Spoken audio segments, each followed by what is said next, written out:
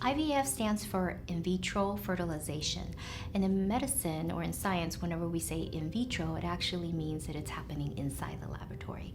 I break IVF into several different parts.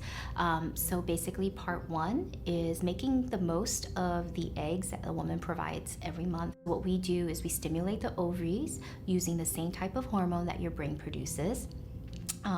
And in order to fuel their development. And we monitor and watch as your follicles develop, and hopefully the egg inside the follicles are maturing. And when we see that the timing is appropriate, the follicles have reached a size that we believe there should be mature eggs inside, we trigger ovulation and then do an egg retrieval. And with the egg retrieval, it is a very minimally invasive procedure done with ultrasound guidance. And basically we aspirate each of the follicles using a needle. Basically that then is tapped into basically through tubing into a test tube that gets passed off to the embryologist, who will check to see whether or not there's a mature egg inside. Basically, that's part two. It's done under anesthesia. And once we have the eggs, then it's kind of the culturing of the embryo begins. And that's really the in vitro part. So what we've done in the laboratory is simulate an environment that's similar to your body,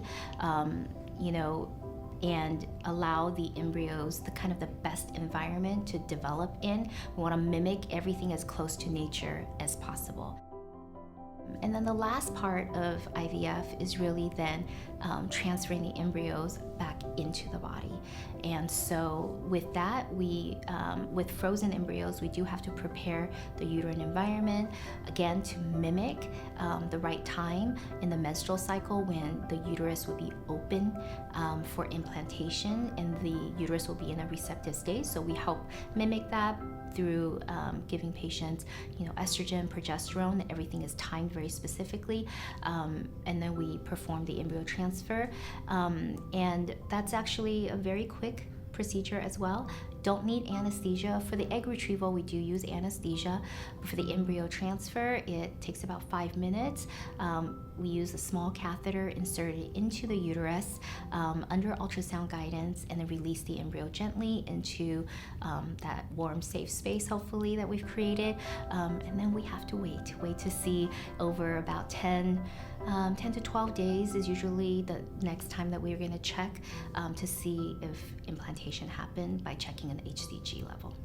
Regardless of your situation, our nationally recognized infertility specialists will work with you to develop a personalized fertility treatment plan. Give us a call. We create miracles every day.